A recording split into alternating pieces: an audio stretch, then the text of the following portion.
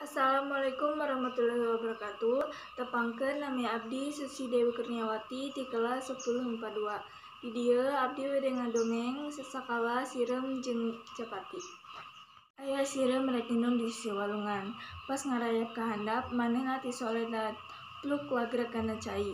Hadena caina rada ngeuyeumbe di baleba dinya mah. Tapi keukeuh bae ari ngojay ka sisi mah manehna teu bisaeun.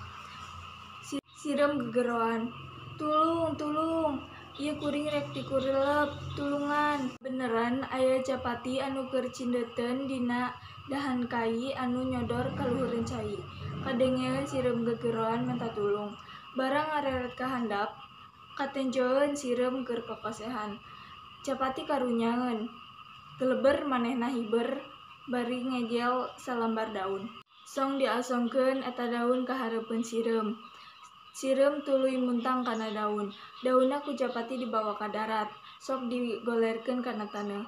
Sirem pohara nganuhunkeun ka Capati lantaran geus lepaskeun manehanana tina bahaya. Hiji mangsa Capati teh cindeuteun deui dina dahan kai anu nyodor ka walungan tea. Sirem anu baheula ku manehna ditulungan oge kabeneran aya di handapeun tangkal. Harita ti kajauhan aya paninggaran nyampeurkeun bari leumpangna teh keketeupan. Teu talangke deui Sirem buru-buru nyampeurkeun Capati bari ngaharewas ka manehna. "He Capati, buru-buru geura hiber. Tuh aya paninggaran keur noong." Paninggaran geus ngawongkang bedil.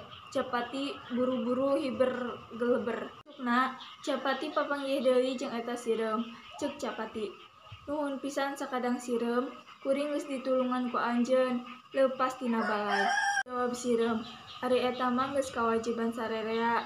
Nulungan batur anu rek meunang cilaka eta wajib. Komo deui kuring masih keneh hirup lantaran ditulungan ku anjeun." Tah kitu cenah lalakon Sirem jeung Capati anu silih tulung jeung akur. Hatur nuhun ti abdi. Wassalamualaikum warahmatullahi wabarakatuh.